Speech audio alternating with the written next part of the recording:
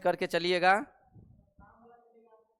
बस कथी शाम वाला सुबह वाला बोल रहे हैं, क्या शाम वाला? एक दिन जो है इसमें जो है 2 सब्जेक्ट लेकर चलेंगे। आर्ट्स में एक तो ज्योग्राफी और एक चलेंगे हिस्ट्री लेकर के। एक दिन ज्योग्राफी होगा, एक दिन हिस्ट्री होगा, क्योंकि आपका एग्ज़ाम जब होगा तो इसमें तो ये नहीं है कि हिस्ट्री से पूरा क्वेश्चन आएगा, और इधर करंट अफेयर्स रहबे करेगा, बिहार स्पेशल और विविध, ये 5 चीज़ लेकर चलेंगे, ठीक है। और जो इसमें भी से हम मन में हलचलाहट होगा कि जाते हैं किसी किसी के और के पास फाउंडेशन पढ़ने के लिए, मत धरिएगा गलती से भी। फाउंडेशन ख़त्म होगा 2 महीना में, 3 महीना में फाउंडेशन ख़त्म होगा। जब आपका एग्ज़ाम आ गया है तो जब 15 से 20 दिन रहेगा तो पेट झर्री लगेगा, तबीयत खराब होगा, टेंशन से सब चीज़ होगा। तो 2 महीना में जो है ना कहीं नहीं सिलेबस। कोई कहेगा एनसीईआरटी का बुक लेकर देखते हैं, बहुत प्रचार हो रहा है, उस सब पर मत जाइएगा, उधर ले रह जाएगा वैसे ही। 10 को क्वेश्चन के लिए एनसीईआरटी जाते हैं पढ़ने के लिए। हाँ बोर्ड वाला अपना से भी और पढ़िए, बोर्ड वाला करने से उसी कटा करने से हो जाएगा। चलिए इधर आते हैं, बता भी दिए लेकिन फिर से बिहार पुलिस का कितना वैकेंसी है, सबसे पहले जो तैयारी करते हो याद कर लीजिए। 19,838 में से एक पोस्ट जो है लेना है। 5 गुना इसका रिजल्ट देगा, 5 गुना इसका क्या करेगा, रिजल्ट देगा। फिजिकल के लिए तो 1900 माने 95,000 यही हो गया, और इसका कर दीजिए तो 8 पंचे 40, यानी 4,000 ई हो गया, 95 4 99, और इधर हो गया आपको 30 पंचे 150 और 8 पंचे 40, यानी कि 190 इधर हो गया, ठीक है। तो याद रखिएगा कि नहीं 1 लाख के आसपास जो है ना रिजल्ट देगा, ठीक। तो 1 लाख के आसपास रिजल्ट देगा तो अपने आप में बहुत बड़ा रिजल्ट होता है, ठीक है। आप लोग दौड़िएगा, हम इस बार जो है फॉर्म नहीं डाल रहे हैं, चलिए नहीं डालेंगे, विश्वास करिए ना आप, जब हम बोल दिए हैं तो बोल दिए हैं। हाँ हाँ आप बोले हैं, ठीक आप बात। देखिए 18वीं लोकसभा का भी चुनाव हुआ, हाल ही में चुनाव हुआ है। 16 मार्च को शायद, मार्च में घोषणा हुआ था, अप्रैल में चुनाव हुआ। तो देखेंगे कि 18वीं लोकसभा का जो चुनाव हुआ तो बिहार से भी ऐसे 1 2 3 4 सांसद ऐसे बिहार से बने जिनको किसी न किसी मंत्रालय का कार्य सौंप दिया गया है, यानी कोई न कोई मंत्री का उसको पदभार दिया गया है, ठीक है। केंद्र में मोदी सरकार, या कह सकते हैं अपना लोग भारत सरकार उसको बोलेंगे एक संवैधानिक रूप से, ऐसे मोदी सरकार बोलचाल में बोल देता है, तो आप लोगों को समझाने के लिए मैं यहाँ पर लिख दिया हूँ, लेकिन यहाँ पर होना चाहिए आपको भारत सरकार 3.0 नहीं, ये भी तो गलती हो जाएगा यदि लिखेंगे तो। अभी तक इतना ही कैबिनेट थोड़ी बना है, कितना कैबिनेट बन गया है। तो ऐसे ही तो देखिएगा कि मोदी सरकार जो बना है तो उसमें जो है आपको 4 ऐसे बिहार के सांसद हुए जिनको कोई ना कोई मंत्रालय केंद्र में दिया गया है। तो पहला हम देखेंगे गिरिराज सिंह। कौन सा? गिरिराज सिंह। ये गिरिराज सिंह को कपड़ा मंत्रालय दे दिया गया है। कौन सा मंत्रालय? कपड़ा मंत्रालय दे दिया गया है। और गिरिराज सिंह जो है ना, ये कहां से सांसद बने हैं? बेगूसराय से। कहां से? बेगूसराय से। क्योंकि गिरिराज सिंह के बारे में बीपीएससी में पूछ दिया गया है कि निम्नलिखित में से कपड़ा मंत्री कौन है, तो गिरिराज सिंह, याद रखिएगा। तो ये बेगूसराय से सांसद का चुनाव जीते, ठीक है, याद रखिएगा। लोकसभा का चुनाव जीते हैं बेगूसराय से। राजीव रंजन सिंह उर्फ लल्लन सिंह ना, लल्लन सिंह, राजीव रंजन सिंह उर्फ लल्लन सिंह, ये मुंगेर से जो है ना सांसद बने हैं। कहां से? मुंगेर से ये सांसद बने हैं। और इनको पंचायती राज मंत्री बनाया गया है। जो पंचायत वाला काम काज नहीं होता है, तो इनका मंत्रालय राजीव रंजन सिंह को सौंप दिया गया है। राजीव तो राज मंत्री, यानी पंचायती राज मंत्री। और इसमें आ जाएगा आपको पशुपालन मंत्री, पशुपालन मंत्री, मत्स्य पालन मंत्रालय, पालन मंत्रालय, ये सब मंत्रालय किसके पास है? राजीव रंजन के पास। और ये कहां से संसद बने हैं? किस लोकसभा क्षेत्र से चुनाव जीते हैं? मुंगेर से। जीतन राम मांझी का नाम सुनते होंगे। ये अपने आप को कभी काल सूक्ष्म मानते हैं, बोलते रहते हैं। तो याद रखिएगा कि जीतन राम मांझी के पास कौन सा मंत्रालय है? सूक्ष्म लघु एवं मध्यम मंत्रालय है, जिसको कहते हैं MSME मंत्रालय, छोटा छोटा सा उद्योग और वाला नहीं होता है, इस सब का मंत्रालय किसके पास है? जीतन राम मांझी के पास है। और ये कहाँ से जो है संसद का चुनाव जीते हैं? गया से। कहाँ से? गया से, याद रखिएगा। चिराग पासवान का नाम सब जानते होंगे, ये हनुमान है, मोदी जी के हनुमान है। तो चिराग पासवान कहाँ से चुनाव जीते हैं? हाजीपुर। कहाँ से? हाजीपुर से। और केला उत्पादन के लिए कौन सा? हाजीपुर जो है केला उत्पादन के लिए जाना जाता है। इसको खाद्य प्रसंस्करण मंत्री बना दिया गया है। कौन सा मंत्रालय? खाद्य प्रसंस्करण मंत्रालय। मेरे भाई यहाँ से फिक्स है, क्वेश्चन आएगा, ठीक है। खाद्य प्रसंस्करण मंत्रालय इसको बना दिया गया है, दे दिया गया है इनको, चिराग पासवान को। फिर से गिरिराज सिंह कपड़ा मंत्री, राजीव रंजन सिंह पंचायती राज मंत्री, जीतन राम मांझी सूक्ष्म लघु एवं मध्यम मंत्रालय, चिराग पासवान खाद्य प्रसंस्करण मंत्रालय। याद रखिएगा, ये क्वेश्चन आपके एग्जाम में आ चुका है और अभी फिर आएगा। ये भी क्वेश्चन जो है बिहार पुलिस के एग्जाम में आया है 18 अगस्त को, कि बिहार के मुख्यमंत्री जो है नीतीश कुमार कौन सी बार शपथ लिया है? 9वीं बार। अब कितने बार लेगा? 10वीं बार, लेकिन 9वीं बार याद रखना है। बिहार में देखिएगा, ये भी आया था बीपीएससी के एग्जाम में, सब नोट्स है, नोट्स ले लीजिएगा जिसके पास बिहार स्पेशल नहीं होगा। वित्त मंत्री जो है भारत में बिहार में जो है 2 उप मुख्यमंत्री बनाए गए हैं। एक तो बनाए गए हैं सम्राट चौधरी को, और दूसरा विजय कुमार सिन्हा भी जो है ना, नाराज ना हो इसके लिए इसको भी बना दिया गया है। तो जो उप मुख्यमंत्री है सम्राट चौधरी, इनको वित्त मंत्री भी बना दिया गया है। यानी कि बिहार के वित्त मंत्री कौन है? सम्राट चौधरी। बिहार के वित्त मंत्री, बिहार में उप मुख्यमंत्री क्या गो? एक सम्राट चौधरी और एक विजय कुमार सिन्हा। याद रखिएगा, ये याद करके रखिएगा कि वित्त मंत्री जो है ये सम्राट चौधरी, इन्होंने ही जो है अभी बजट प्रस्तुत किया है। सबसे ज्यादा जो बजट इस बार जो प्रस्तुत किया गया है, सबसे ज्यादा खर्चा किस पे? शिक्षा पे। और यही आया था बीपीएससी में, इस बार आया था, ठीक है। हाँ, तो बोले तो पूछा गया था। अब देखते हैं बिहार के राज्यपाल, बिहार के जो नए राज्यपाल बनाए गए हैं, 42वां राज्यपाल, यानी इससे पहले 41 गो राज्यपाल बिहार में बन चुका है।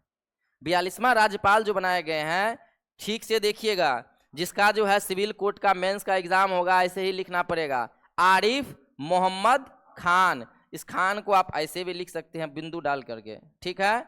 आरिफ मोहम्मद खान, कौन सा नंबर का? 42 नंबर का। कौन सा नंबर का? 42वां। फिर देखिएगा, ये जो बिहार के बारे में बता रहे हैं तो सब ये बिहारे वाला होगा। बिहार विधानसभा के अध्यक्ष अभी कौन है? नंद किशोर यादव। बिहार विधानसभा के अध्यक्ष नंद किशोर यादव। और इस बार जो है बिहार पुलिस में जो है ये क्वेश्चन भी आया था, ठीक है। आया था ना, इसका मतलब हम सही बोल रहे हैं ना? आया था ना, कहते हैं तो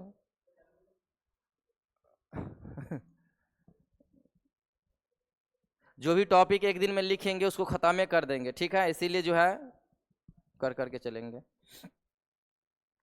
कथी है ये? चलिए थोड़ा सा देख लेते हैं निधन, करंट अफेयर्स से देख लेते हैं कि ये निधन यानी कि मृत्यु किनकी किनकी हो गई है, इनके बारे में हम जानकारी इकट्ठा करेंगे। एक है राम नारायण अग्रवाल, इसको अग्नि मिसाइल के जनक के रूप में जाना जाता है। यानी कि अग्नि मिसाइल का नाम सुने हैं? अग्नि मिसाइल का बनाने में जो बहुत बड़ा योगदान है राम नारायण अग्रवाल जी का है, इसीलिए अग्नि मिसाइल के जनक के तौर पर भी ये जाने जाते हैं। कौन? राम नारायण अग्रवाल। यह एक साइंटिस्ट थे। कौन थे? साइंटिस्ट थे, एक वैज्ञानिक थे। ये वैज्ञानिक थे। इनकी मृत्यु हो गई है 2024 में। अग्नि मिसाइल को बनाने में इन्होंने बहुत सारा योगदान दिया है अपना, इसीलिए इसका जो है कहा जाता है अग्नि मिसाइल के जनक, अग्नि मिसाइल के पिता कहा जाता है। ये अग्नि मिसाइल कहाँ से कहाँ मार करती है? सतह से सतह, सतह से सतह, बोले तो जमीन से जमीन, याद रखिएगा। अब देख लेते हैं थोड़ा सा इधर मान बुकर अवार्ड। ये मान बुकर अवार्ड है ना, ये मान बुकर अवार्ड पुस्तक लेखन के लिए दिया जाता है। यदि कोई भी पुस्तक आप अंग्रेजी भाषा में लिखते हैं, या यदि मैं मैथिली भाषा में पुस्तक लिख दिया, मेरा पुस्तक बहुत बढ़िया है, तो अंतर्राष्ट्रीय लेवल पर तो ना चलेगा मैथिली भाषा, तो हम मैथिली भाषा में कोई पुस्तक लिख दिए हैं और आप इसी का ट्रांसलेट कर दिया है अंग्रेजी भाषा में, तो उन पुस्तक सबको भी मिलता है ये मान बुकर अवार्ड। तो मान बुकर अवार्ड जो है ये पुस्तक साहित्य लेखन के लिए दिया जाने वाला एक सबसे बहुत बड़ा अवार्ड है ये मान बुकर अवार्ड। 2024 में जो दिया गया है मान बुकर अवार्ड, ये सामंथा हार्वे को दिया गया है। एक राइटर है, ये लेखक है। मान बुकर अवार्ड जो दिया गया है सामंथा हार्वे को दिया गया है। इनकी एक पुस्तक है ऑर्बिटल। कौन सी पुस्तक है? ऑर्बिटल। इसमें किस चीज के बारे में जानकारी दी गई है? अंतरिक्ष। कितने बार बता दिए हैं? अंतरिक्ष से संबंधित जो है इसमें कहानियां सब लिखी गई है, इसीलिए ऑर्बिटल पुस्तक के राइटर सामंथा हार्वे को मान बुकर अवार्ड 2024 प्रदान किया गया है। तो क्वेश्चन आएगा कि मान बुकर अवार्ड 2024 के विजेता कौन है? तो सामंथा हार्वे। मान बुकर अवार्ड 2024 सामंथा हार्वे के किस पुस्तक लेखन के लिए दिया गया? तो ऑर्बिटल। ऑर्बिटल पुस्तक जो है ये किससे संबंधित है? तो अंतरिक्ष की विषयों से संबंधित है, याद रहेगा। आप लोगों में एक सैन्य अभ्यास भी आया था, ठीक है, बिहार कांस्टेबल में पहले सैन्य अभ्यास जरूर नहीं आता था, लेकिन इस बार से आना स्टार्ट हो गया, शायद 18 अगस्त को, शायद 11 तारीख या 18 तारीख को आया था एलिफेंटा। कौन एलिफेंटा से पहले क्या आएगा चंदन? वो एलिफेंटा नामक नहीं अभ्यास है, क्या नाम है? हाँ, ध्यान पे से हट गया, क्या है? अच्छा बता देंगे अभी। चलिए देखिए, तो उसी तरह जो है ना 3 सैन्य अभ्यास के बारे में देखेंगे। ये सैन्य अभ्यास का मतलब क्या होता है? 2 देशों की सेनाएं कोई एक जगह को चुनते हैं, जैसे भारत का ही कोई जगह चुन लेंगे, ओमान का ही, वो नहीं, लेमेंथी है वो नहीं, दूसरा था नोमेडिक एलिफेंटा।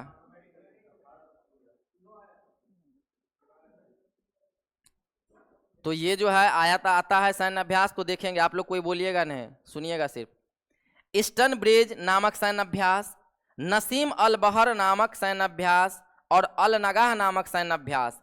2 देशों की सेनाएं आपस में कहीं पर मिलती है और एक्सरसाइज करता है। जैसे अपने हम लोग एक्सरसाइज बनाते हैं ना, नहीं तो भूल जाएंगे बहुत सारा चीज प्रैक्टिस, तो अपना टेक्निक का प्रैक्टिस करते हैं। इससे क्या होता है कि 2 देशों की सेनाएं जब सैन्य अभ्यास करती है तो 2 देशों के बीच में दोस्ती में दरार नहीं आता है, दोस्ती को मजबूत करने का भी काम करता है। तो आज हम देखेंगे कि 3 ऐसे सैन्य अभ्यास है। एक तो है ईस्टर्न ब्रिज, एक है आपको नसीम अल बहर और एक है आपको अल नगा। ये तीनों सैन्य अभ्यास जो होता है ना, ये भारत और ओमान देश के बीच में ही होता है। जैसे मैं बात करूं ईस्टर्न बॉसे ब्रिज, तो ये होता है भारत और ओमान के वायुसेना के बीच में होने वाले अभ्यास है। वायुसेना आपस में मिलकर अभ्यास करती है। मैं बोलूं नौ से नसीम, तो नौ से नौसेना का ये अभ्यास है। भारत और ओमान की नौसेना का अभ्यास का नाम क्या है? नौ से नसीम, तो नौ से नौसेना का भारत और ओमान के बीच में अभ्यास है। अल नगा, तो एगो बच गया थल सेना, तो थल सेना मार देंगे, थल सेना। सुन लीजिए, क्वेश्चन आएगा कि नसीम अल बहर नामक सैन्य अभ्यास भारत और ओमान के बीच में होती है, इसकी किस सेना की यह अभ्यास है? तो नौ से नसीम अल बहर, नौ से नौसेना। ईस्टर्न बॉसे ब्रिज तो बॉसे वायुसेना के बीच में। अल नगा, तो ये किसका हो जाएगा? भारत और ओमान के बीच में हो, थल सेना के बीच में। तो याद रखिएगा, ईस्टर्न ब्रिज भारत और ओमान, अल नगा भारत और ओमान, नसीम अल बहर भारत और ओमान। ये 3 वैरायटी का जो है सैन्य अभ्यास होता है। एक में थल सेना, एक में जल सेना और एक में वायु सेना भाग लेते हैं। हुआ याद?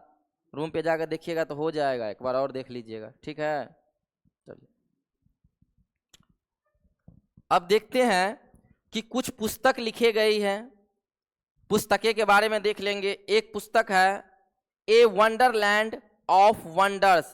ए वंडरलैंड ऑफ वंडर्स नामक पुस्तक के राइटर है शशि थरूर। शशि थरूर का नाम सब सुने होंगे।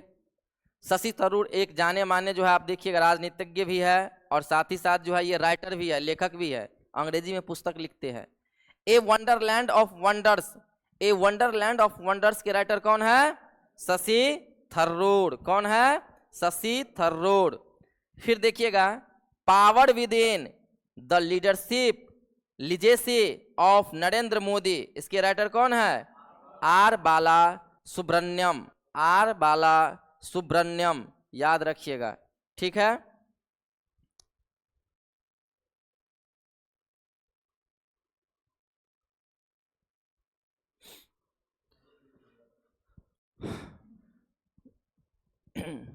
देखिए जो बिहार कांस्टेबल का तैयारी करते हैं इसके लिए ऐप पर भी क्लास उपलब्ध है, ठीक है। ऑनलाइन भी फुल कोर्स है जिसका नाम है, ऐप का नाम पार्थ सिविल सर्विसेज। इस ऐप को डाउनलोड करके जो है आप बैच ले सकते हैं। 8 बजे से लेकर 9:30 बजे तक जो है ये बैच चलता है। शाम में चलता है आपको 6 बजे, 6:30 बजे से चलता है, एक बैच चलता है, ठीक है। ये इवनिंग में चलता है, ठीक। तो आप दोनों में से किसी बैच में आ सकते हैं। एक बैच स्टार्ट होने वाला है 2-3 दिन में 10 बजे से, लेकिन उसमें संभावनाएं कम है कि ये स्टार्ट होगा। जिनको भी अपनी तैयारी बेहतरीन करना है और जो रिजल्ट देता है उनसे जुड़िएगा तो आपका भी रिजल्ट होने की संभावनाएं हो जाएगी। मैं फिर बोल रहा हूँ, लूसेंट खूब पढ़िए और जो है करंट अफेयर्स और बिहार स्पेशल पर ध्यान दीजिए। ज़्यादा सिलेबस खत्म करने के चक्कर में नहीं रहिएगा। 3 महीना में सिलेबस पूरा कहीं नहीं खत्म होगा। झुट्टों से एनसीईआरटी और पर ज़्यादा ध्यान नहीं दीजिएगा, ठीक है। कांस्टेबल एग्जाम निकालने के लिए उतना एनसीईआरटी नहीं पढ़ना पड़ेगा, ठीक। चलिए आते हैं इधर। जो चैप्टर स्टार्ट करेंगे उसको ख़त्म ही कर देंगे, ठीक है।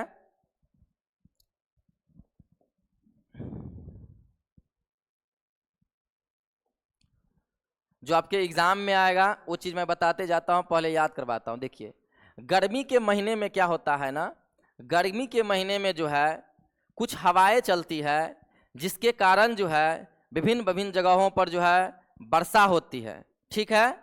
ग्रीष्म ऋतु में जो है, जैसे देखिएगा आप ग्रीष्म ऋतु में पूर्वी भारत में, पूर्वी भारत, हमारा तो मैप नहीं आता है, ऐसे पूर्वी भारत ये हो गया ना, पूर्वी भारत में ग्रीष्म ऋतु में पूर्वी भारत में जो है, पूर्वी भारत का ले ले तो हम असम आता है, मेघालय आता है, अरुणाचल प्रदेश क्या बोल रहे हैं पूर्वी, चलिए पूर्वी भारत है ना, ठीक है। तो बोल रहे थे तो धीरे धीरे धीरे धीरे लेकर जाएंगे। जैसे असम भी आ जाएगा इसमें। तो पूर्वी भारत में चलने वाली जो हवा होती है ना, गर्म हवा, उस गर्म हवा को किस नाम से जानते हैं?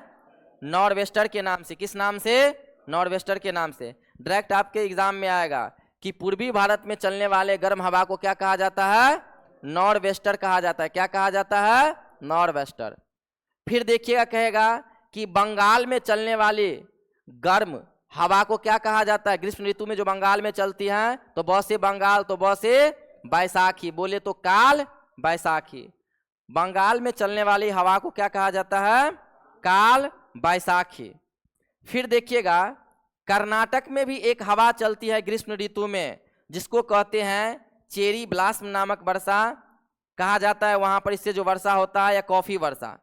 अब कॉफी वर्षा क्यों कहा जाता है? क्योंकि कर्नाटक देखिएगा तो पूरे भारत में कॉफी का सर्वाधिक उत्पादन करता है। क्या करता है?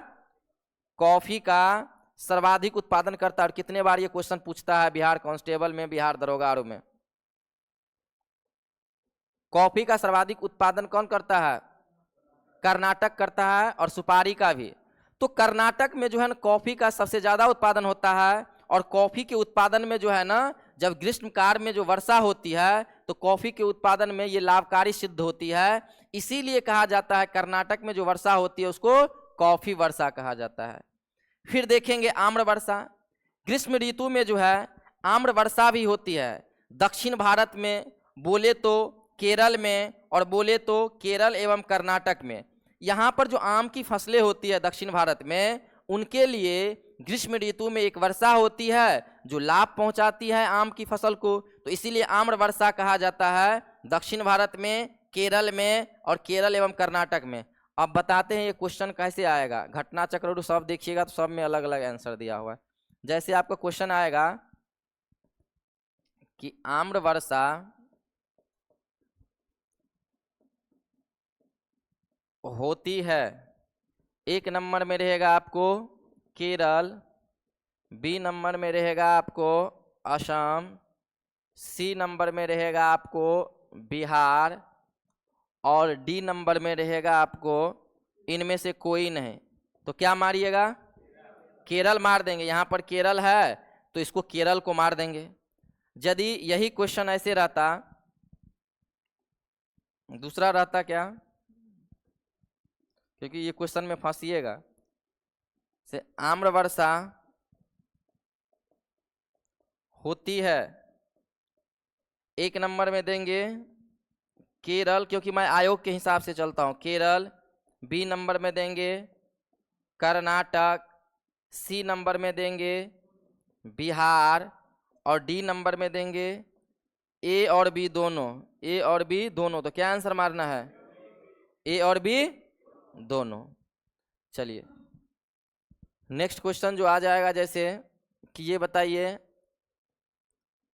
आम्र वर्षा होती है, ए नंबर में रहेगा आपको दक्षिणी भारत, बी नंबर में रहेगा आपको असम हम दे देंगे, सी नंबर में दे देंगे झारखंड, और डी में दे देंगे नोट नन ऑफ दी, जिसका मतलब होता है इनमें से कोई नहीं। तो क्या मारिएगा? दक्षिण भारत मारिएगा। ठीक है, ऐसे क्वेश्चन ये पूछा गया है। चलिए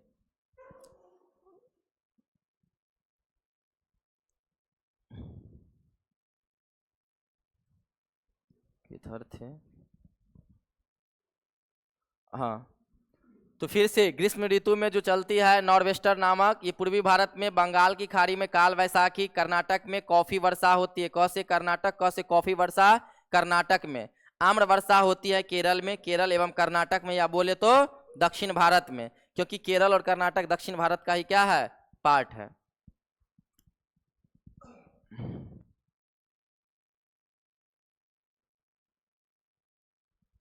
चलिए ये देखते हैं, आपके एग्जाम में ये क्वेश्चन बहुत आता है एल-नीनो से। ठीक है, एक बार उल्टाइएगा क्वेश्चन बैंक, देखिएगा। फोन आ रहा है क्या मेरे पे? रुपेश देख लीजिए तो कौन है। रुपेश, लड़का है कोई इंक्वायरी। देखिए ये कह रहा है कि एल-नीनो और भारतीय मानसून, यानी एल-नीनो जो है ना, एक जो है हवा है, क्या है? एक हवा है, एक महासागरीय जलधाराएं हैं, और ये गर्म है। कैसा जलधारा है? ये गर्म है। तो ये गर्म है तो सभी चीज को तो गर्मे करेगा ना, ठंडा थोड़ी कर देगा है? तो ये एल-नीनो जो है ये गर्म हवा है। कैसी हवा है? गर्म हवा है। तो सबसे पहला क्वेश्चन आएगा कि एल-नीनो कैसी हवा है? तो गर्म हवा है। दूसरा क्वेश्चन आएगा क्या कि ये बताइए कि एल-नीनो जो है किस महासागर में बहती है? तो एल-नीनो नामक हवाएं जो है ना कहां पर बहती हैं? प्रशांत महासागर में। कहां बहती हैं? प्रशांत महासागर में। जो आपके एग्जाम में क्वेश्चन आएगा सिर्फ वही सब बता रहे हैं। अब देखते हैं, जब ये एल-नीनो हवा चलती है ना प्रशांत महासागर में, प्रशांत महासागर का देखिएगा मैप में, उतना मैप में तो अभी देखना नहीं है, प्रशांत महासागर के आसपास ही देखिएगा एक पेरू नामक देश है। उस पेरू तट के सहारे ही जो है ये एल-नीनो नामक हवाएं चलती हैं, इसीलिए इसको क्या कहा जाता है? पेरुवियन भी जलधारा भी कहा जाता है। तो इसका दूसरा नाम क्या है? पेरुवियन जलधारा, याद रखिएगा। एल-नीनो कैसी हवा है? गर्म हवा है। किस महासागर में? प्रशांत महासागर में। ये जो है ना, जब एल-नीनो नामक जो है ये हवाएं बहती है, ये हर साल जो है ना एल-नीनो नहीं प्रकट होता है, 5 साल 10 साल 12 साल में प्रकट होती है। जब ये हवाएं चलती हैं ना प्रशांत महासागर में, तो पूरे दुनिया में तबाही ला देती है। कहीं क्या हुआ, किसी किसी देश में एकदम सुखाड़े ला देगा, पूरा सूखा सूखा कर देगा, तो कहीं खूब सारा बरसातें कर देगा। ठीक है, ओलावृष्टि और सब चीज ये ला देता है। तो ये मौसम को परिवर्तन करने में बहुत सारी भूमिकाएं निभाती है। प्रत्येक 5 या 10 वर्ष पर यह प्रकट होती है। प्रशांत महासागर में ये चलने वाली क्या है? गर्म हवा है। यह जलधारा पेरू के तट का तापमान बढ़ा देता है। लगभग जो देखिएगा आप, तो 10 से 12 डिग्री सेल्सियस टेम्परेचर जो है ना, ये पेरू जहां पर है ना, पेरू प्रशांत महासागर, माना कि मान लेते हैं प्रशांत महासागर, यहां पर पेरू मान लेते हैं, तो यहाँ की जो है ना जल और होता है ना, इसका टेम्परेचर जो क्या करता है, ये 10 डिग्री के आसपास बढ़ा देता है। तो टेम्परेचर बढ़ेगा तो वहां पर जो जीव जंतु होंगे वो जिंदा रहेंगे कि मरेंगे? मर जाएंगे। घटेगा कि बढ़ेगा? घटेगा। तो यही क्वेश्चन तो बीपीएससी में आया हुआ है, 69वीं बीपीएससी में, शायद 68वीं या 69वीं में। देखिए, जब ये जलधाराएं चलती है ना, एल नीनो नामक जब ये हवा चलती है तो इसके निम्नलिखित परिणाम उत्पन्न होते हैं। एक तो समुद्र के वाष्पन में अनियमितता। क्या बोले हैं कि ये गर्म जलधारा है, और जब 5 साल 10 साल के अंतराल पर जो उत्पन्न होती है तो ये क्या करती है, समुद्र का टेम्परेचर जो है एकदम बढ़ा देती होगी, तो वाष्पन की क्रिया भी क्या होता होगा, बढ़ जाता होगा। दूसरा चीज देखते हैं, पलवक की मात्रा में कमी। पलवक जो होता है ना, ये एक प्रकार का जो है ना घास समझ जाइए, मछली और जो है ना भोजन के रूप में ग्रहण करती है। तो समुद्र के अंदर में जैसे टेम्परेचर बढ़ जाता है, बढ़ा देता है, तो ये पलवक की मात्राएं क्या होती है, घट जाती है, जिसके कारण समुद्र में मछलियों की संख्या क्या हो जाएगी, घट जाएगी।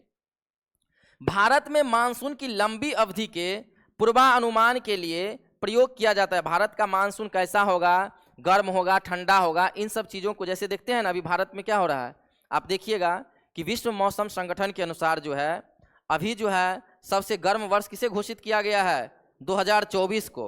लेकिन भारतीय मौसम संगठन विभाग भी है, उन्होंने भी जो है भारत के लिए जो 2024 को सबसे गर्म वर्ष घोषित कर दिया है। जलवायु में देखते हैं ना कितना परिवर्तन होता है, तो इन सब के पूर्वानुमान के लिए भी एल नीनो का प्रयोग किया जाता है।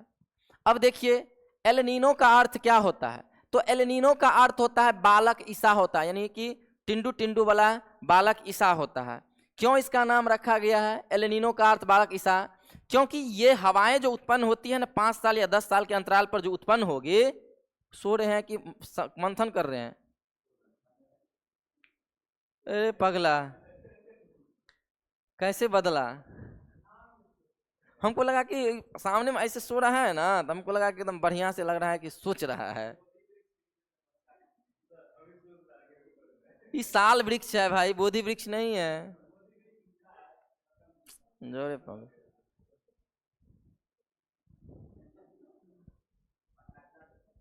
पंखा क्या चला दीजिएगा, और गर्मी ला देते हैं। लाठी कहाँ है रे? छड़ी कहाँ है, कहाँ रख दिए रुपेश छड़ी? है आप ही फेंके होंगे तो। किधर है गिरा? लाओ तेरे छोटका, नींदे इसका हम तोड़ देते हैं बढ़िया से। लो, यहाँ पर सोने आए हैं? हाँ, सोने आए हैं यहाँ पे? सोने आए हैं? फिर खोपड़ी तो फोड़ देंगे हम। पढ़ने आए, पढ़िए। ये एल नीनो हवा जो है ना, इसका अर्थ होता है बालक ईसा होता है, क्योंकि ये दिसंबर महीना में चलना प्रारंभ होता है क्रिसमस के आसपास। किसके आसपास? क्रिसमस फेस्टिवल के आसपास ये चलना प्रारंभ होता है, इसीलिए इसका अर्थ होता है बालक ईसा होता है। ठीक है, बता दिए ये सब, आपके एग्जाम में आएगा, जवाब दे दीजिएगा, बिना बोर्ड पर देखे हुए जवाब दीजिएगा। एल नीनो नामक हवाएं किस महासागर में उत्पन्न होती है? किस देश के तट के सहारे चलती है? पेरू, इसीलिए इसका नाम क्या पड़ जाता है? पेरू जलधारा भी। ठीक है, ये कैसी जलधाराएं हैं? गर्म। जब ये चलती है तो समुद्र की तापमान को क्या करती है? बढ़ा देती है। उसमें एक पलवक घास होता है, उसकी मात्रा क्या करती है? घटा देती है। मछली की संख्या बढ़ेगी कि घटेगी? घट जाएगी। चलिए ठीक है, और यही आपके एग्जाम में आया हुआ क्वेश्चन है। ठीक है, याद रखिएगा।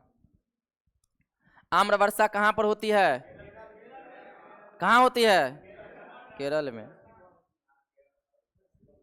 आम्र वर्षा जो केरल में होती है, उसका नाम आम्र वर्षा क्यों रखा गया केरल के लिए? क्योंकि आम की फसल को लाभ पहुंचाता है, उगने और में मदद करता है। चलिए अब आते हैं इधर, उल्टा हम पढ़ा रहे हैं, क्योंकि हमें उतना कॉन्सेप्ट देना नहीं, हमें एग्जाम में आपको ठीक करवाना है। ठीक है, नहीं तो हम यहाँ से पढ़वाएंगे कहाँ, ये सब ऐसे बताते बताते चलेंगे, लेकिन पहले जो आपका इम्पोर्टेंट है वो चीज़ मैं याद करवा दूँ ना। चलिए देखते हैं यहाँ पे, यहाँ पर है गारो, खासी और जयंतिया। ये सब जो है ना, तीनों जो है ना वहाँ की जनजाति है। कहाँ की? मेघालय की। मेघालय की ये एसटी यानी जनजाति है, जनजाति है। इसी के नाम पर जो है ना इन पहाड़ियां का नाम पड़ा है गारो, खासी और जयंतिया की पहाड़ी। क्वेश्चन आएगा कि गारो, खासी और जयंतिया की पहाड़ी किस राज्य में है? मेघालय में। किस राज्य में है? मेघालय में। धीरे से जवाब दीजिएगा, इतना जोर से नहीं। अब देखिए यहां पर जो वर्षा होती है ना, इसके लिए जो जिम्मेदार है भारतीय मानसून एक है जिसका नाम है दक्षिणी पश्चिमी मानसून। दक्षिणी पश्चिमी मानसून के कारण, दक्षिणी पश्चिमी मौसम के कारण ही, मानसून के कारण ही क्या होती है? वर्षा होती है। कहाँ पे? मेघालय में होती है। और देखिएगा तो भारत का ऐसा कौन सा स्थान है जहां पर सबसे ज्यादा वर्षा होती है? तो मेघालय का ही जो है। आप देखिएगा इस कारण, किसके कारण? दक्षिणी पश्चिमी मानसून के कारण ही जो है मेघालय, मौ से मेघालय, और इसी का जो है मानसी राम नामक एक जगह है जहां पर सर्वाधिक वर्षा होती है। नहीं बोलिए। गारो, खासी, जयंतिया की पहाड़ी पर दक्षिणी पश्चिमी शाखा से सर्वाधिक वर्षा करवाने के लिए ये जिम्मेदार है। पूछ देगा कि गारो, खासी और जयंतिया की पहाड़ी कहाँ है? तो मेघालय में। गारो, खासी, जयंतिया नाम जो पड़ा है मेघालय में, पहाड़ी का नाम किसके नाम पर? तो जनजाति के नाम पे। गारो, खासी, जयंतिया पहाड़ी पर जो वर्षा होती है इसके लिए जिम्मेदार कौन सा मानसून है? दक्षिणी पश्चिमी मानसून। अब देखते हैं इसी दक्षिणी पश्चिमी मानसून पर जो है, मानसून के कारण मेघालय के मानसून में, मानसीराम में वर्षा होती है। क्योंकि ये मानसीराम नामक जगह जो है ना, अच्छा देखिए, वर्षा में भीग जाइएगा तो खांसी होगा ना, तो कहेगा क्या कि सबसे ज्यादा वर्षा जो होती है मेघालय के किस पहाड़ी पे? खांसी में। क्योंकि मानसीराम नामक शहर जो है कहाँ पे है? खांसी। सबसे ज्यादा वर्षा होता है तो वर्षा में भीग जाएंगे तो खांसी करेंगे। तो यहाँ पर खांसी, यदि पहाड़ी पूछेगा तो खांसी नामक पहाड़ी पर मानसीराम है जहाँ पे सबसे ज्यादा वर्षा होता है। कितना? 1141 सेंटीमीटर, याद रखिएगा। सर्वाधिक वर्षा, सर्वाधिक वर्षा कहाँ पर होती है? मेघालय के मानसीराम में। राजस्थान में देखिएगा वर्षा क्यों नहीं होता है कि जब जो हवा, जैसे ये हवा है ना, मैं मान लेता हूँ चलो हवा बढ़ रही है, बढ़ रही है, बढ़ रही है, तो इसके सामने में जो है ना कोई अवरोधक, पहाड़ी और ये सब होना चाहिए, तब ये हवा टकराती है और टकराने के बाद जो है ये क्या करती है? वर्षा करती है। लेकिन जहाँ तक आप देखिएगा कि राजस्थान में जब हवा चलती है ना, तो इसके अवरोध में, इसको रोकने वाला कोई पहाड़ी रुहाई नहीं। एगो अरावली की पहाड़ी है तो ये इसके पैरेलल है, हवा बहती है, सुट से क्या करती है? निकल जाती है, जिसके कारण राजस्थान में वर्षा की कमी होती है। तो वही लिखा गया, क्वेश्चन ऐसे ही आता है आपके एग्जाम में कि राजस्थान में इसके मार्ग में, यानी कि यही दक्षिणी पश्चिमी मानसून के मार्ग में कोई अवरोध न होने के कारण वर्षा का अभाव पाया जाता है, क्योंकि अरावली पर्वतमाला इसके समानांतर है। क्या है? समांतर है। क्या है? समांतर है। चलिए अब आते हैं भारत में अधिकांश वर्षा, यानी भारत में जितना भी वर्षा होता है ना, देखते हैं ना 80% वर्षा जो होता है ना, इसके लिए कौन सा मानसून जिम्मेदार है? दक्षिणी पश्चिमी मानसून। दक्षिणी पश्चिमी मानसून के कारण ही जो है भारत में सबसे ज्यादा वर्षा होती है, जो आप देखते हैं। दक्षिणी पश्चिमी मानसून जो है ना, जब ये हवाएं चलती है, ये हवाएं चलती है, उत्पन्न होती है, तो ये नमी लेती है, यानी आर्द्रता लेती है, पानी सोखती है। कहीं से पानी सोखेगा तबे ना कहीं पर बरसात करवाएगा। तो पानी दो जगह से सोखती है, एक तो अरब सागर से, नाम सुने होंगे, अरब सागर की शाखा से 65% नमी लेती है, और बंगाल की खाड़ी से जो है ये 35% पानी सोखती है, और सोख कर जो है भारत के अनेक भागों में जो है वर्षा करवाती है। ये एकदम हम साधारण भाषा में बोल रहे हैं, यदि इससे न समझ में आएगा तो फिर समझ में आ ही जाएगा। पूछेगा कि भारत में सबसे ज्यादा जो वर्षा होती है किस मानसून से? दक्षिणी पश्चिमी मानसून से। याद रखिएगा, दक्षिणी पश्चिमी मानसून जो है सबसे ज्यादा पानी जो सोखता है वह अरब सागर से कि बंगाल की खाड़ी से? अरब सागर से। अब आते हैं, जैसे ही ये दक्षिणी पश्चिमी मानसून अरब सागर की शाखा से नमी सोखती है, तो यहाँ पर लिखा गया है कि अरब सागर शाखा का मानसून सबसे पहले, यहाँ से पानी जैसे ही सोखती है ना, तो सबसे पहले जो वर्षा जो करवाती है कहीं पर भी, केरल में जून के प्रथम माह में, जून के प्रथम सप्ताह में जो क्या करती है, यहाँ पर वर्षा करवाना स्टार्ट कर देती है। ठीक है, तो क्वेश्चन आता है कि भारत के किस राज्य में जो है सबसे पहले मानसून प्रवेश करता है? तो किस राज्य में? केरल में। किस राज्य में? केरल में। तो ये सब याद हो गया होगा। फिर से एक बार हम बोलते हैं, आप लोग सिर्फ सुनिएगा। गारो खासी जयंतिया पहाड़ी जो है मेघालय में, इस पहाड़ी का नाम गारो खासी जयंतिया क्यों पड़ा है? क्योंकि यहाँ पर जनजाति लोग इस नाम के बसते हैं। दक्षिणी पश्चिमी मानसून के कारण भारतवर्ष में सबसे ज़्यादा वर्षा भी होती है, 80% आप देख चुके हैं। लेकिन दक्षिणी पश्चिमी मानसून के कारण ही जो है ना गारो खासी जयंतिया की पहाड़ी पर बहुत मात्रा में वर्षा होती है। लेकिन ये मेघालय का जो मानसीराम नामक जगह है ना, यही खासी नामक जगह पे जो है पहाड़ी पर है, और यहाँ पे जो है दुनिया में सबसे ज़्यादा वर्षा होती है। राजस्थान में वर्षा क्यों नहीं होती है? क्योंकि हवाएं चलती हैं, तो उसके सामने में कोई जो है ना अवरोध है ये नहीं, रोकने वाला है ये नहीं, जिसके कारण वर्षा का यहाँ पर अभाव देखने को मिलेगा। भारत में अधिकांश 80% दक्षिणी पश्चिमी मानसून के कारण ही वर्षा होती है। इसी हवा के चलने से वर्षा होती है। ये हवा जब चलती है तो अरब सागर से जो है नमी लेती है, जल ग्रहण करती है 65%, और बंगाल की खाड़ी से 35%। जब चलती है तो केरल में जो है प्रवेश करती है जून के प्रथम सप्ताह में, और वहाँ पर जो है वर्षा एकदम करवा देती है। याद हो गया? हुआ आपको याद? आप ही पर मैं थोड़ा डाउट लग रहा है, कुछ बोलते नहीं तो। चलिए ठीक है, बहुत बढ़िया। अब आते हैं उल्टा, जो कोनो काम का यहाँ से ज़्यादातर नहीं रहेगा वो सब है, लेकिन काम का बहुत ही बढ़िया चीज़ है। देखिए, एक सुने होंगे आप मौसम, मौसम सुने हैं, यादें करवा देंगे आपके ज़िंदगी से। और एक है क्या है? मानसून, जलवायु ना, जलवायु। मौसम की तरह तुम भी बदल तो ना जाओगे, इसका मतलब का ही गाना निकला है कि मौसम तुरंत तुरंत बदलते रहता है। इसीलिए करिश्मा कपूर गाना गाती है अक्षय कुमार के लिए, मौसम की तरह तुम भी, देखिए ना, देखिए ना, बदल तो ना जाओगे। पूरा सीन और याद आ गया होगा। सीन और पूरा याद हो गया होगा। तो मौसम जो होता है ना, वो हमेशा बदलते रहते हैं, ठीक है। और लेकिन जलवायु जो होता है ना, ये तुरंत नहीं बदलता है। जलवायु जो होता है, आपको देखिएगा तो हर साल सुखाड़ और नहीं आता है, देखते हैं ना, नहीं होता है कि पूरा फसल और बर्बाद हो गया, हर साल सुखाड़ तुखाड़ ये सब नहीं होता है। जलवायु जो होता है ना, जलवायु थोड़ा लंबे समय पर जो है ना बदलता है, 5 साल 10 साल 12 साल पर ये चेंज होते रहता है।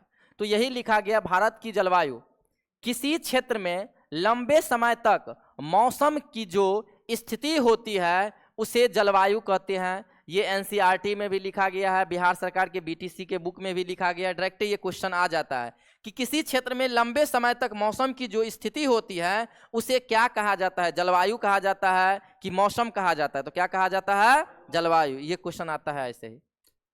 भारत की जलवायु जो है ना उष्णकटिबंधीय है, यानी कि गर्म जलवायु है। भारत की जलवायु जो है उष्णकटिबंधीय प्रकार की जलवायु है। उष्ण का मतलब क्या होता है? गर्म, ठीक है। तो भारत की जो जलवायु है वह उष्णकटिबंधीय मानसूनी है। कैसी है? उष्णकटिबंधीय मानसूनी है। यह भी क्वेश्चन आता है कि भारत की जलवायु का प्रकार किस प्रकार का है, तो उष्णकटिबंधीय मानसूनी है। उष्ण का मतलब गर्म, गर्म प्रकार का जलवायु। भारत में देखिएगा मौसम संबंधित सेवा का जो प्रारंभ होता है 1875 में ही हो जाता है।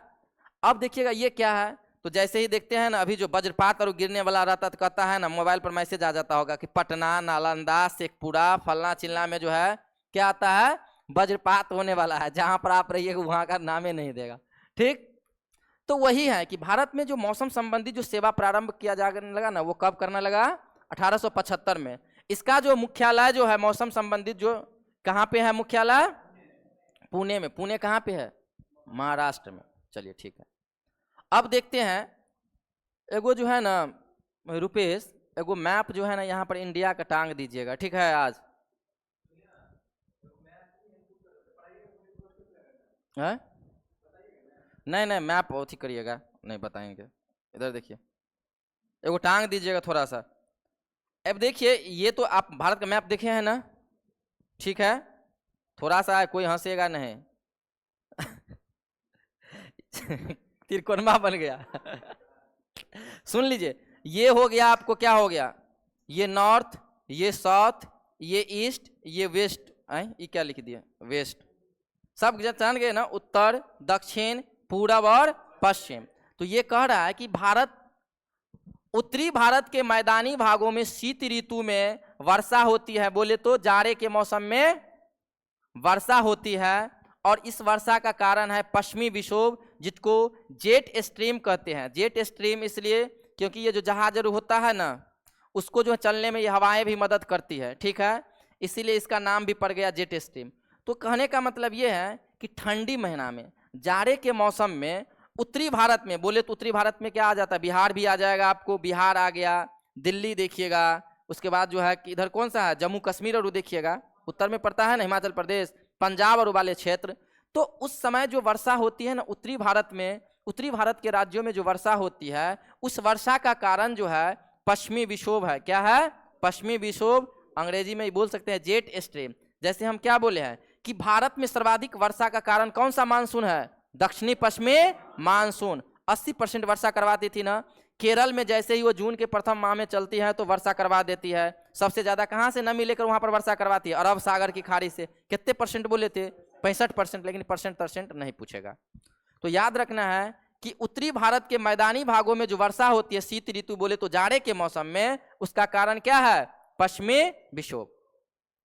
और इसी के कारण जो एक देखिएगा कि राजस्थान में जो वर्षा होती है ना, उस वर्षा को क्या कहा जाता है? मावट। तो क्वेश्चन आता है रेलवे सब में कि मावट नामक वर्षा जो होती है भारत के किस राज्य में होती है? तो कहाँ पे होती है? राजस्थान में। मावट नामक वर्षा कहाँ पर होती है? राजस्थान में। लेकिन एक चीज और देखेंगे ध्यान से, हम बोले हैं उत्तरी भारत में एग्जाम्पल दिए हैं, जैसे जम्मू कश्मीर सबसे ऊपरे में है ना, तो उसका एग्जाम्पल हम दे दिए हैं। तो जब उत्तरी भारत में ऊपर में जो वर्षा होगा ठंडी के मौसम में, जाड़े के मौसम में, किसके कारण? पश्चिमी विक्षोभ के कारण। लेकिन जाड़े के मौसम में ही जो है ना तमिलनाडु के तट पर भी वर्षा होती है, जिसका नाम है, पूरा वर्षा करवा देती तो अंत में, जिसका नाम है लौटते हुए मानसून, या इसी को कहा जाता है उत्तरी पूर्वी मानसून। अभी तक जो एग्जाम में सबसे ज्यादा क्वेश्चन आया है यही क्वेश्चन आया है कि ये बोलिए जाड़े के मौसम में जो है तमिलनाडु के तटों पर जो है ढेर सारा बारिश होती है, किसके कारण? तो लौटते हुए मानसून के कारण। सबसे लास्ट में लौटते, ठंडा में देखते हैं ना बरसात होती है, इधर बिहार और में ठंडा के मौसम में बरसात नहीं होती है, लेकिन इस बार देखिएगा थोड़ा हुआ था, ठीक है। तो ये सब मौसम परिवर्तन है। तो जाड़े के मौसम में जो तमिलनाडु के तटों पर जो वर्षा होती है उसका नाम क्या है? लौटते हुए मानसून। सब जगह बारिश करवा दिया भारत में, फिर लास्ट में करवाता है, इसीलिए लौटते हुए मानसून या उत्तरी पूर्वी मानसून। क्वेश्चन आएगा उत्तरी पूर्वी मानसून या लौटते हुए मानसून से भारत के किस राज्य में वर्षा होती है? तमिलनाडु में। कहाँ पे होती है? तमिलनाडु में। तो आपका देखिएगा तो पूरा खत्म भी हो गया है और याद भी हो गया होगा, ठीक है। कल जो है इसी के साथ जो है जैन धर्म, और एक पेज में जैन धर्म के बारे में लास्ट पॉइंट सब लिखा रहेगा, बता दिए हैं, और एक पेज में आपका लिखा रहेगा मॉडर्न हिस्ट्री का, ठीक है। 10 गो 12 गो जो है पॉइंट सबका उसका डिस्कशन करवाएंगे। हाँ हो गया है। डेली आप लोग जो है 8 बजे लाइव आ जाइएगा, जुड़ जाइएगा, हम लाइव आएंगे, हम आप लोग जुड़ जाइएगा, ठीक है। तैयारी एकदम बेहतरीन हो जाएगा। कुछ ही देर में जो